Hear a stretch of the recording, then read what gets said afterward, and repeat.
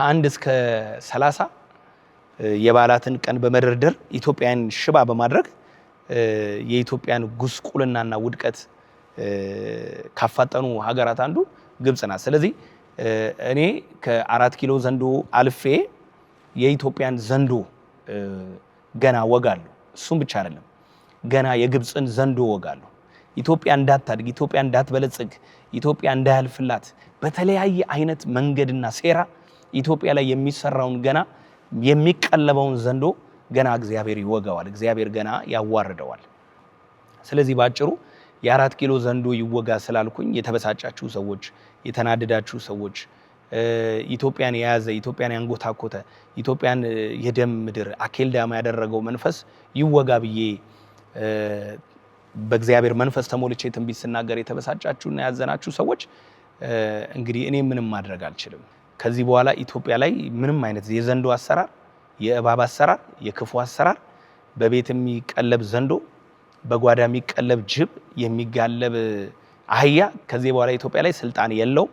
በእንደዚህ አይነት መንገድ ንግዱን እየመራችሁ ያላችሁ እግዚአብሔር ያዋርዳችኋል።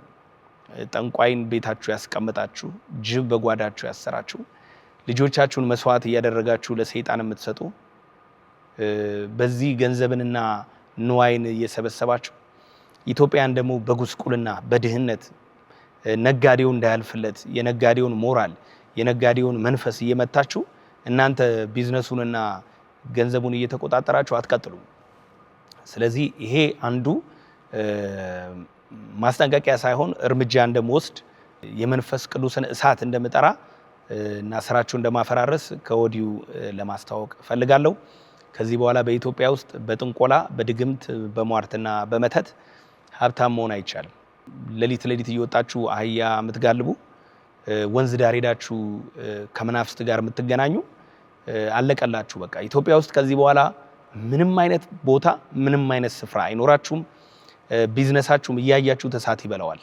በእጃችሁ ላይ ያለው ነገር ከእጃችሁ አንድ ባንድ እየተንጠባጠበ ይወድቃል። የከተማችን መነጋገሪያ ትሆናላችሁ። እዚህ አየር ላይ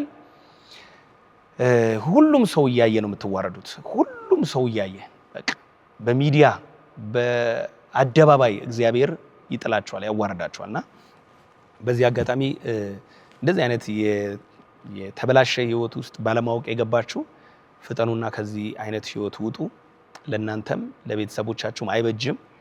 ንስሐ ገብታችሁ ከእግዚአብሔር ጋር ታረቁ እና በንጹህ መንገድ ማንም ሰው ሰርቶ በሚያድርበት መንገድ ወደ ስራ እንድትመለሱ ነው የምለው። በፖለቲካው ዓለም ላይ ያው ኦልሬዲ አብቅቶለታል። በዘንዶ በጅብ በአህያ በሆነ ነገር ምድረ በዳ ላይ በመሄድ በመንከባለል የሆነ በረሃ ላይ ያለ ጠንቋይ እንትን በማለት ምናምን ከዚህ በኋላ ኢትዮጵያን በእንደዚህ አይነት መንገድ ማደንዘዝም በእንደዚህ አይነት መንገድ ኢትዮጵያን መግዛትም አይቻልም። ኦልሬዲ ያበቃለት ነገር ነው። አሁን ኢትዮጵያን የሚመሩ ወንድሞቻችን እና እህቶቻችን የተባረኩ ናቸው። እግዚአብሔርን የሚፈሩ እግዚአብሔርን የሚወዱ እግዚአብሔርን የሚያከብሩ ናቸው። እንጸልያለን። አሁንም መጽሐፍ ቅዱስ እንደሚያዘን ለነገስታት ጸልዩ ይላል እግዚአብሔር ቃል። አሁንም መጸለያችንን እንቀጥላለን። ለመሪዎቻችን እንጸልያለን። እግዚአብሔር ምድሪቷን ከዚህ በላይ እንዲባርክ እንጸልያለን። የተበላሹ ነገሮችን ሁሉ እግዚአብሔር እንዲያስተካክል ኢትዮጵያ እንድትበለጽግ እንድትባረክ እንጸልያለን። ይህ ማለት የብልጽግና ነብይ ወይም የብልጽግና ሰባኪ ወይም ደግሞ የብልጽግና ካድሬ መሆን አይደለም። መጸለይ ምንም ኃጢአት የለውም። ለነገስታት ስለጸለይኩ ለነገስታት ቅርብ ነኝ ወይም ሩቅ ነኝ ማለት አይደለምና ስለዚህ የ4 ኪሎ ዘንዶ ተወግቷል። አሁን የኢትዮጵያ ይቀጥላል።